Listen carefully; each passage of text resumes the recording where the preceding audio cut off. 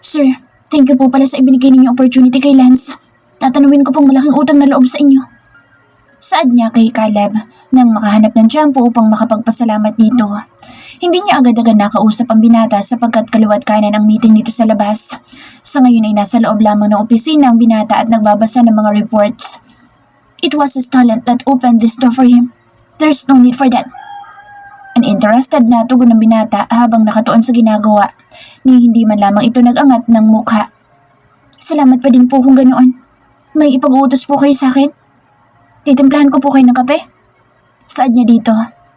Send this back to the respective departments and require compliance within 24 hours. Sa halip ay tura ng binata sabay patong sa harap niya ng ilang folders. Yes sir, masusunod po. Wika niya at agad ng kumilos upang kunin ang mga ito. Make a lunch reservation for 3 in Moonlight. Saad nito matapos niyang makuha mga folders na ibinabalik nito. Medyo natigilan siya habang inaalala kung may urgent meeting ito pero wala naman. After lunch pa naman ang pakikipag-meet dito kay Mr. Kim na galing Singapore. Okay sir. Pahayag na lamang niya. Baka may pribadong kamit kaya wala sa listahan ng itinerary nito. Sa labas na po ako sir. Turan niya kahit hindi ito tumitingin sa kanya ay nagbow pa rin siya dito bago lumabas. Pagdating niya sa kanyang desk ay unang hinarap ang lunch reservation na sinabi ni Caleb. Pagbaba niya sa mga dala-dala mula sa opisina ng binata ay hinarap agad niya ang telepono at pinindot ang numero ng Moonlight. Kilala na yata ng receptionist ang kanyang boses dahil biglang naging masigla at friendly ang tono nito. Kaya wala pang 5 minuto ay natapos na agad ang transaction niya sa resto.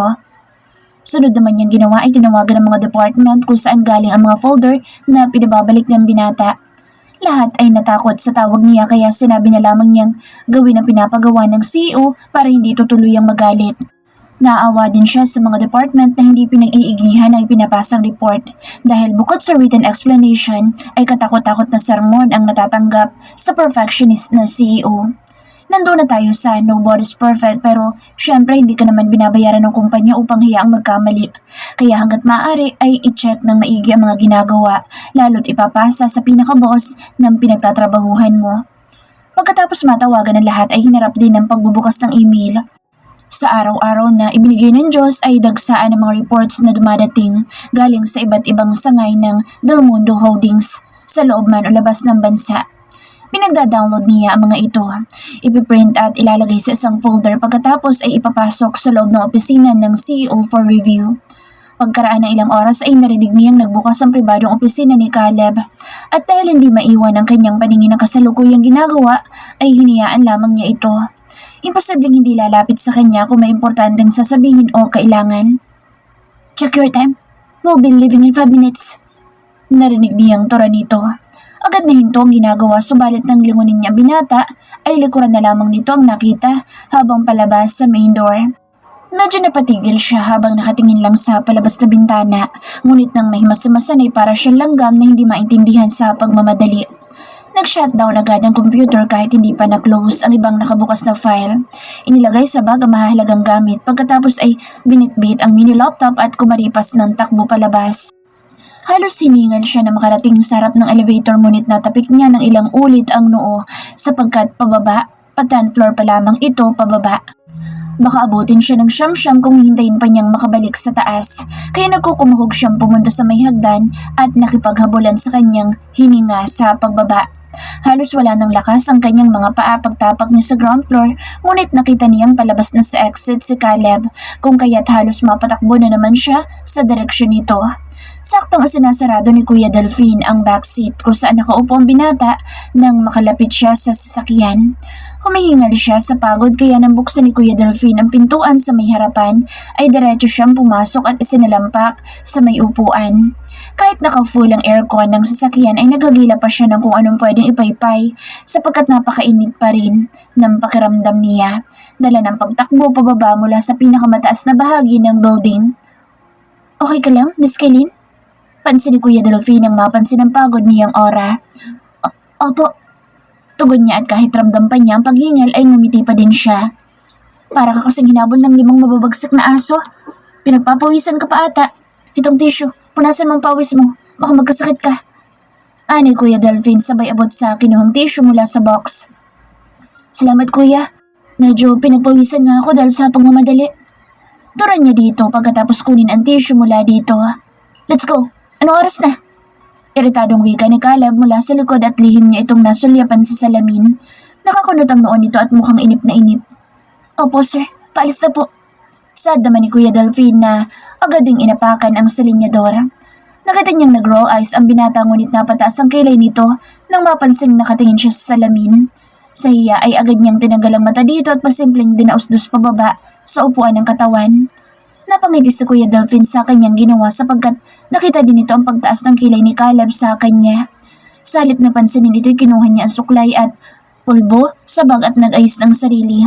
Sigurado siyang ang kislap-kislap na ng kanyang muka dahil sa pawis niya kanina. Ganoon din ang kanyang buhok na parang nilipad ng signal number 5 na hangin. Nagpahi din ng lipstick na pula sa kanyang labi at naglagay ng konting cologne sa mga palad pagkatapos ay idinikit-dikit sa kanyang leeg. Pagkatapos ng ilang minuto sa daan ay huminto ang kanilang sinasakyan sa harap ng moonlight. Napatingin siya bigla sa kanyang orasan at nagulat siya dahil ilang segundo na lamang ay mag-aalas 12 na ng tanghali. Naalala niya ang pinareserve niyang lunch sa resto pero ang problema niya kung kasali siya sa lunch dito o hindi. Baka personal ay pinunta ng binata dito at hindi siya kailangan. Maya-maya kinatok siya sa bintana ni Kuya Delphine kung saan ito ang nagbukas ng pintuan para sa binata. Sama ka daw sa loob. Pagbibigay alam ni Kuya Delphine habang nakaturo ang uso sa binatang papasok sa entrance ng resto. Agad naman siyang napabukas sa pintuan at mabilis na bumaba upang habulin ng binata.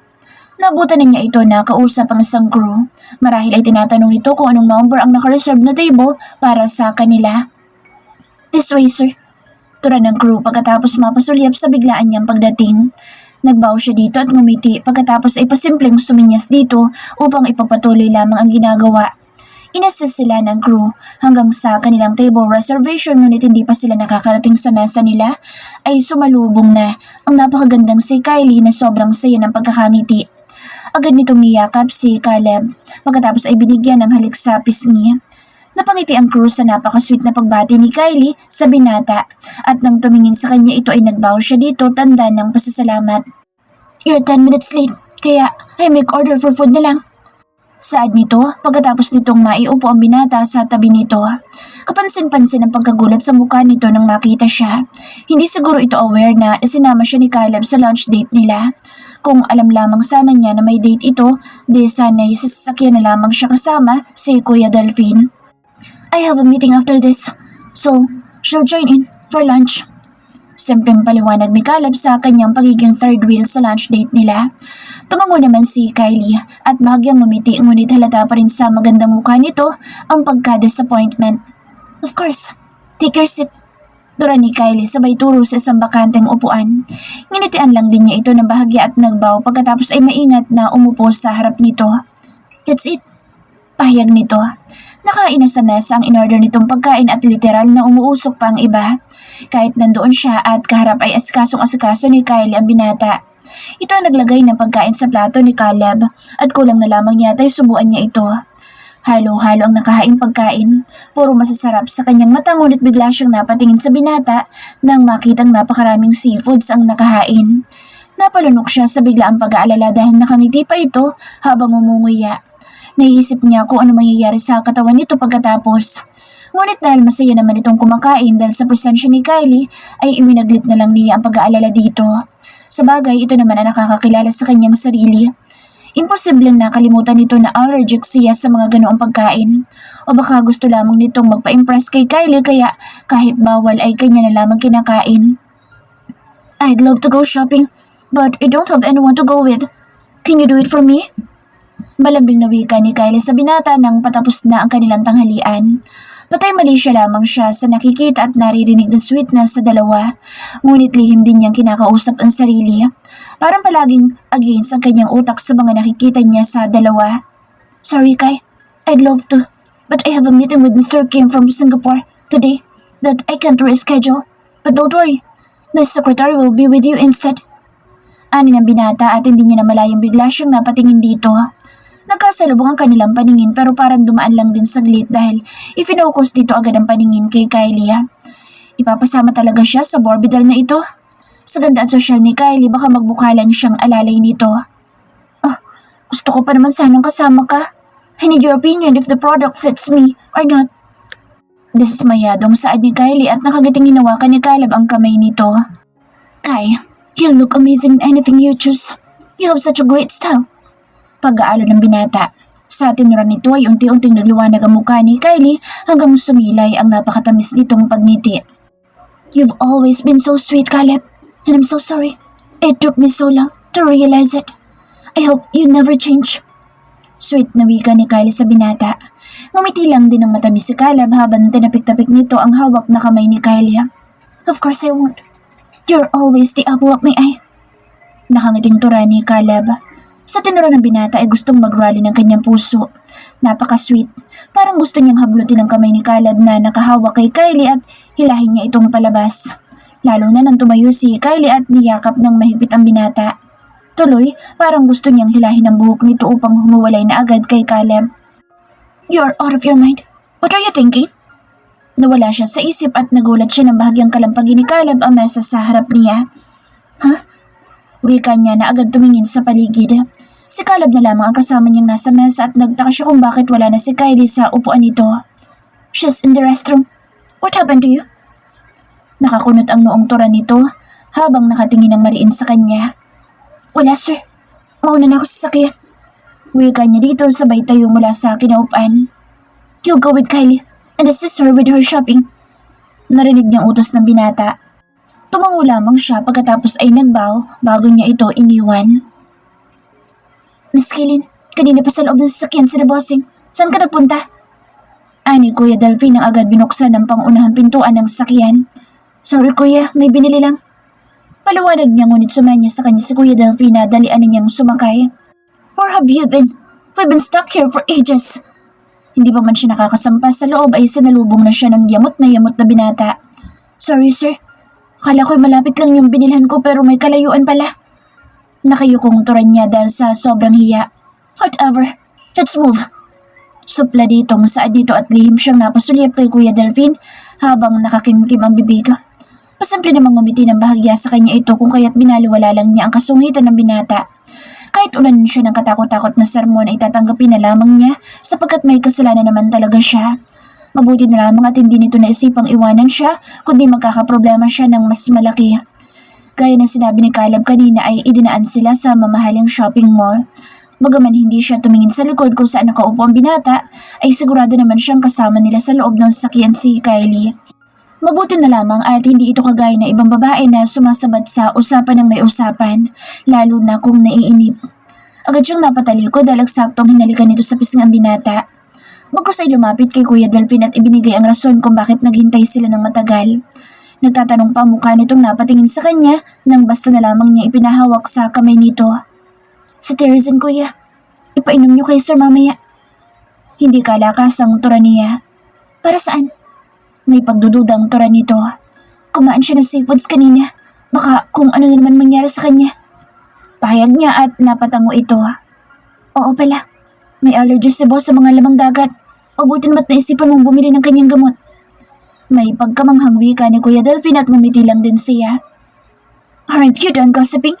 Go with Kai and don't leave her side until she's finished. Narinig niyang tura ni Caleb kung kaya't mabilis niyang nagpaalam kay Kuya Delphine at humarap sa dalawa. Yes sir, masusunod po. Tugon niya sa binata kasabay ng pagyuko dito. Enjoy. I'll try to catch up with you later. Narinig niyang saad ni Caleb kay Kylie. I'll wait for you. Malambing namang pahayag ni Kylie bago sumanya sa kanya upang pumasok na sa shopping mall. Muli ay nagbow siya sa binata bago nagmamadaling sumunod kay Kylie. Pagkapasok nila sa mall ay iniabot ni Kylie sa kanya ang mamahaling bag nito. Sa ayos at pananamit nito ay talagang mukha siyang alalay nito. Hesitant man ay kinuha niya ang bag ni Kylie at binitbit habang nakasunod siya dito. Habang naglalakad papunta sa isang mamahaling store ay may kausap ito sa telepono. In as much na ayaw niyang nakikinig sa usapan ng may usapan ay naririnig pa rin niyang sinabi nito sa kausap kung saang lokasyon sila nandoon. Maya-maya lamang ay nasa loob na sila ng mamahaling store at tumitingin-tingin ito sa mga nagagandahang mga item. Nakatayo lang din siya sa likod nito. Hindi niya magawang tumingin sa mga panindang nandoon dahil baka mapahiya lamang ang kanyang sarili. What do you think of this? Hindi niya inaasahang kukunin ni Kylie ang kanyang opinyon. Sobrang ganda po, ma'am. Tugon naman niya dahil yun naman ang totoo. Lahat naman yata ng bagay na nasa store ay magaganda dahil sobrang ganda din ng mga presyo. I got this. Pahayag ni Kylie at ninitaan niya ito. Habang patingin-tingin na ibang produkto si Kylie ay dumating si Abby na napakasosyal din, lalo na sa suot ng sunglasses. Gosh, mabuti na lamang at malapit lang dito ang meeting venue ni Evan. Tura nito pagkatapos makipagbeso-beso sa kaibigan. Thanks God, this is what I wanted. Yung mag-shopping kasama ka. Excited na wika ni Kylie sa kaibigan at sa pangalawang pagkakataon ay nagbeso-beso ulit ang mga ito. Hand your bag to Mrs. Esperanza. Caleb was too considerate to lend her secretary for this shopping gala. Pagkatapos ay wika ni Kylie. Agad namang nasira ang magandang mukha ni Abby pagkakita sa kanya. No thanks, I'll just hold it na lang. Baka may mawala pa. Nakasimangot na tura ni Abby at patirik ang matang tumalikod sa kanya. Natawa naman si Kylie sa inasta ng kaibigan habang pahabol itong kumapit sa bisig ni Abby. Gusto niyang sagutin si Abby sa sinabi nito ngunit pinili na lamang niyang manahimik. Sumunod siya sa mga ito pero sinigurado niyang nakadistansya siya sa dalawa sapagkat allergy ni Abby ang kanyang presensya. Wala naman siyang pakialam kung galit man ito sa kanya o hindi, kaya binaliwala na lamang din niya ang pagkasupladita nito. Pagkatapos ng ilang oras ay nagpasalamat siyang natapos din sa pamimili ang dalawa. Ngunit nalula ang kanyang mga mata dahil halos pinakyaw ng dalawa ang lahat ng paninda sa store. Hindi siya nakapalag nang ipabitbit sa kanya ang lahat at sa dami ng bitbit na paper bag ay nagmukha siyang Christmas tree. Saktong palabas sila ng store nang dumating sina Caleb at Ivan na agad na kumapit sina Kylie at Abby sa mga bisig ng mga ito. Tama-tama palang pagdating namin. Hindi na kami mainis sa kakahintay sa inyo. Nakatawang pahayag ni Ivan sa dalawa. Oh, akala ko ba'y nag-shopping kayo? Asan ang mga pinamili ninyo? Wika pa ni Ivan nang walang makitang kahit na anong paper bag ang dalawa.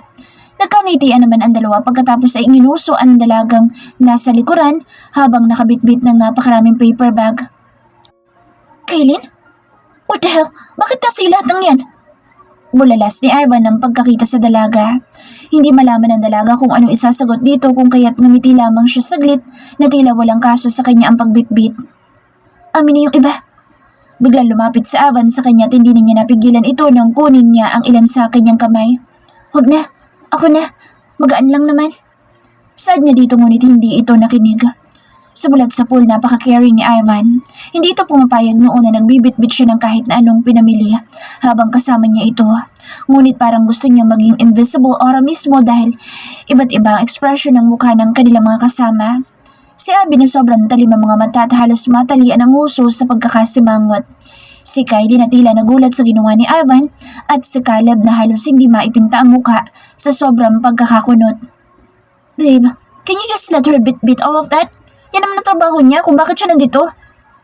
Inis na wika ni Abby sa nobyo nito. No, hindi siya kargadera para bitbitin ang lahat ng ito. I'll call the driver. Giit ni Ivan kung kaya't mas talong nasira ang magandang mukha ni Abby. Ano ba? Why are you so concerned about her? Halos nakapamewang na pagtatantrums ni Abby. Abby? Hindi makapaniwalang saad ni Ivan sa ipinakitang pagkabrat ng kasintahan. Oops, akin na yan. Ako na magdadala sa sasakyan. Mabilis niyang pahayag sabay bawi sa mga paper bags na hawak ni Ivan. Ayaw niyang mag-away ang dalawa o di naman kaya ay magkasamaan ng loob kaya binawi niya ang mga ito. Hindi ito nakapalag kundi napatingin-tingin na lamang sa kanya. Ngunit nagbaw siya sa mga ito pagkatapos ay nagmamadaling lumayo. Parang may pakpak nga mga paa niyang lumayo sapagkat hindi niya namalayang nakarating agad siya sa bukana ng mall. Ipinagpasalamat niyang nakasalubong niya ang driver ni Ivan sa may entrance na agad namang kinuha ang lahat ng kanyang daladala. Thank you kuya. Hindi ko alam kung alin dyan ang pagmamayari ni na Abby at Kylie. Sila na lamang pong bahala. Sad niya sa driver at tumangutango ito. Hindi man niya tinanong kung nakita niya ang sasakyan ni Caleb ngunit ito ang nagturo kung nasaan si Kuya Delphine. Tara na ba, Miss Kaylin? Wika nito na makita siya. Hindi ko alam kuya. Nasa loob pa sila.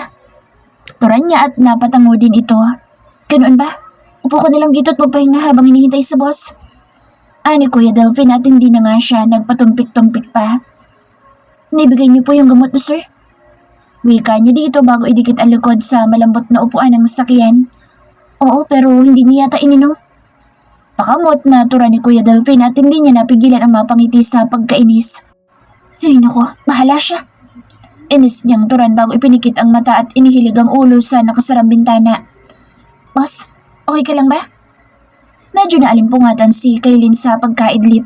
Halos hindi pa niya maibukas ang kanyang mga mata. No, tawagan mo sa doc. Papuntahin mo sa bahay. Narinig niyang tura ni Caleb kung kaya't pilit siya nagmulat ng malaki. Agad siyang napaayos ng upo nang mapagtantong nasa loob siya ng sasakyan. Ano nangyari, kuya? Hindi niya napigilang tanong kay Kuya Delphine kahit pupungas-pungas pa siya ng mata. Sa boss, inaatake ng allergy. Tugon ni Kuya Delphine at napatingin siya agad sa may likuran. Natutop niya ang bibig nang makitang pulang-pula ang binata habang nakahilig ang ulo sa headboard ng upuan. Tinanggal niya ang seatbelt na nakapulupot sa kanyang katawan pagkatapos ay walang sabi-sabing lumipat sa loob. Agad niyang kinapaan noon nito ngunit wala namang lagnat. Tinanggal niya ang botones ng suit nito at niluluwagan ang pagkakatali ng necktie nito. Pumukas ng konti ang nakapikit nitong mata ngunit wala siyang pakaalam kung magagalit ito. Asan yung gamot? Wika niya dito. Kinakapan ng binata ang bulsa ng pantalon ngunit tila ay hindi na nito kaya kung kaya siya nang dumukot sa bulsa nito. Nang makuha ay binuksan niya at inilagay sa bibig nito. Napailing pa si Caleb na parang bata ngunit pinilit niya itong mapainom. Kaya naman pala hindi iniinom eh. Nailing niyang saad sa sarili. Parang hindi sanay ang isang Caleb daw mundo na maglaklak ng tabletang gamot. Nakakaloka. Kung ganito kalaking tao, ganoon din yata katakot uminom ng kasing liit ng langgam na gamot. Kuya, sa ospital po tayo. Instruct ni Kaylin kay Kuya Delphine. Sa lagay ni Caleb ay parang hindi natatalab ang pilit niyang pinainom na tableta. Mas lalong namula ang mukha nito at namamaga. Sa bahay na lang, Miss Kaylin. Naghihintay na si Dr. Rick doon. Kalmadong tugon ni Kuya Delphine habang nagmamaniobra sa manibela. Hindi ba't mas safe kung sa ospital natin siya dadalhin? May pag-aalalang turan niya kasabay ng pagsulyap niya sa binata. Nanatili lamang itong nakapikit at kalmado ngunit halatang nahihirapan sa paghinga sapagkat napakabilis ng pagtaas-baba ng dibdib nito. Baka mas lalong makasama sa kanya. Ayaw na ayaw ni Bossing ang pumupunta sa ospital. Tura ni Kuya Delphine. Napatingin siya sa driver ngunit nagkabit ito ng magkasalubong ang paningin nila sa salamin. Pumasok tuloy sa isip niya na takot ang binata sa ospital o di naman kaya ay may phobia. Muli ay binalik niya ang paningin kay Caleb na noon ay biglang nagmulat kasabay ng paglagay ng kamay sa may dibdib pataas sa kanyang leeg. Water! Hindi niya narinig ang boses ng binata ngunit nabasa niya sa pagbukas ng labi nito. Agad naman siyang kumuha sa lagayan ng mga inumin sa loob ng sasakyan at tinulungang makainom ito. Para naman kasing walang pinagkatandaan no? Alam namang bawal, sige pa rin para lang magpa-impress. Hindi niya napigil ang sermon dito. Tiningnan lang naman siya ni Caleb ngunit tinawakan ulit nito ang dibdib at hinilot-hilot. Kuya, matagal pa ba tayo? Naiinip niyang baling kay Kuya Delphine. Malapit na. Tugon nito, kasabay ng bahagyang pagmenor. Pagkaraan lamang ng ilang sandali huminto na nga ang sasakyan at dali-daling bumaba si Kuya Delphine para buksan ang katapat nilang pintuan ng sasakyan. Pagbukas ng pintuan ay lumapit agad ang lalaking hindi nalalayo sa edad ni Caleb. Matangkad, maputi, singkit ang mga mata at sa madaling salitay, maganda itong lalaki. Feeling niya biglang nasa harap niya si Port Jimin. Caleb, anong nararamdaman mo? Saad dito sa matatas na Tagalog kaya bigla siyang nagising sa pag-iilusyong nasa harap na niya ang kanyang ultimate bias na K-pop idol. I hardly breathe. Mahinang wika ni Caleb habang hawak-hawak pa rin ang dibdiba. Nagpakawala ng bahagyang pagngiti ang lalaki pagkatapos ay sumenyas kay Kuya Delphine. Alright, I'll give you med for your allergies. But don't expect na mawawala agad-agad. Saad nito. Pagkatapos ay binuksan ng hawak ng medicine kit. Inilabas ang syringe pagkatapos ay kumuha ng ilang dosage ng gamot sa isang maliit na bote at itinurok sa braso ng binata. Tinulungan pa niya itong tanggalin ang suit ni Caleb at baklasin ang ilang botones ng long sleeve nito upang maiturok ang gamot sa braso ng binata. Lihim siyang napalunok dahil tumambad sa kanyang mga mata ang matipunong dibdib nito. Tuloy, naglaro sa kanyang alaala kung gaano katigas sa mga muscles dito sa katawan at kung gaano kasatisfying ang makulong sa mga bisig nito. Sa naiisip ay lihim niyang pinagalitan ng sarili. Nahihirapan na at lahat ng binata ay magana pa siyang magpantasya kung kaya't patay mali siya niyang ibinaba ang damit ni Caleb mula sa balikat hanggang ma-expose ang braso nito. Hindi naman nag-aksaya ng panahon ng doktor at ininjak agad ang gamot. Pagkatapos nito ibinalik din niya sa dating ayos ang damit ng binata na noon ay tila mas lalong nahirapang huminga. Dolphins, prepared oxygen. Come, let me help you inside. Wika ng doktor sa binata. Iniabot ni Caleb ang mahabang kamay sa doktor ngunit hinang-hinang itsura nito. Kaya napahawak siya sa likod nito at inilalayan hanggang sa makababa. Sa laki ng bulto ng binata ay parang hindi kakayanin ng doktor ang bigat nito kaya kinuha niya ang isang braso ni Caleb at isinampay sa kanyang balikat upang alalayan ito sa paglakad hanggang makapasok sa kabahayan. Pagpasok nila sa sala ay nakaabang ng oxygen tank malapit sa mahabang sofa. Pinahiga nila ang binata sa sofa pagkatapos ay agad na inilapat ng doktor ang oxygen sa ilong nito. Feeling better? Pagche-check ng doktor sa binata at nag-thumbs up lamang habang nakapikit ang mga mata nito. Mas lalo tuloy siyang nag-alala. Bakit hindi man lamang ito sumagot o di naman kaya ay magmulat ng mga mata? Okay lang ba talaga siya? Pagkatapos obserbahan ng doktor na ilang minuto ay naging stable ang pagtaas at pagbaba ng dibdib ni Caleb. Ibig sabihin lumuwag na ang paghinga nito kaya lihim din siyang nagpasalamat sa Panginoon. Ngunit bago umalis ang doktor ay katakot-takot na instructions ang iniwan sa kanya na akala mo ay siya ang kasama nito sa bahay at magbabantay sa binata. Pinaka-effective na gamot yung na-inject sa kanya. The allergy reaction will subside slowly but be sure to monitor his breathing. Lalagnatin siya for sure. But don't panic. Normal lang yan sa ganyang sitwasyon. Ito palang ointment. Tiyagain mo na lang napahiran ng kanyang katawan para maibsan ang kanyang pangangati. Mahabang bili ng doktor at tila isang masunuring estudyante naman siyang panay ang tango dito. Thank you, Miss Kaylin. Saad niya at halos malaglag ang kanyang puso nang ngumiti ito. Nawala ka sa mga mata nito habang nakangiti at ang cute nitong tingnan. Thank you, Miss Kaylin, for looking after Caleb. I'm Dr. Ritgo, and Caleb and I are good friends. Pagpapakilala ng doktor at hindi niya naiwasang mangiti. Sa pag-aalala nila kay Caleb, tila nakalimutan nilang ipakilala ang isa't isa kanina. Hello po, Dr. Go. Kinagagal ko po kayong makilala. Wika niya pagkatapos ay bahagyang nagbow dito. Pag-angat niya ng mukha ay nakangiting iniabot nito ang kamay upang makapag-shake hands sa kanya. Hindi niya alam kung bakit napatingin siya ng bahagya sa sariling kamay ngunit hindi naglaon ay nakipagdaupang pala din siya dito. Kinabukasan na nagising at nagkaroon ng diwa si Caleb. Bagaman nanghihina pa rin ang kanyang katawan dahil sa napagdaan ng allergy reaction ay stable na ang kanyang paghinga. It was the first worst allergy reaction he had experienced, though he had suffered like this for the past. Hindi niya akalain ganoon katindi ang impact ng nakain niya. Akala niya matotolerate niya ngunit parang biglang hinihila sa hukay ang isa niyang paa nang makaranas ng paghihirap sa paghinga. Alam niya kung ano ang mga bawal sa kanyang kalusugan pero paminsan-minsan ay sinusubukan pa din niyang itry, hoping na ma-overcome din niya ito kapag nasanay na ang katawan. It's a random advice lalo na sa mga matatandang nakakasalamuha, but it will be the last. Hindi na siya kakain ng lamang dagat kahit gaano pa kasarap. Pagmulit niya ng mata ay hindi siya makapaniwalang nasa loob na siya ng kanyang kwarto. Ang naalala niya, sa sofa sa living room siya nahiga pagdating nila kahapon. How come na nakalipat siya ng higaan nang wala siyang kamalay-malay? Nasa ilong pa niya ang hose ng nakatayong oxygen tank sa kaliwang bahagi ng kanyang bed. At dahil stable na ang kanyang paghinga ay wala ng dahilan na nasa ilong pa niya ang oxygen hose. Tatanggalin sana niya ito ngunit napansin niyang tila may nakahawak sa kanyang kamay. Pagtingin niya sa kanang bahagi ng bed ay halos ayaw niyang gumalaw sapagkat nakaupo si Kaylin sa may gilid at nakalungay-ngay ang ulo habang hawak ang kanyang kamay. Sa kabila ng nararamdamang panghihina ay biglang namutawi ang isang magandang ngiti sa kanyang mga labi.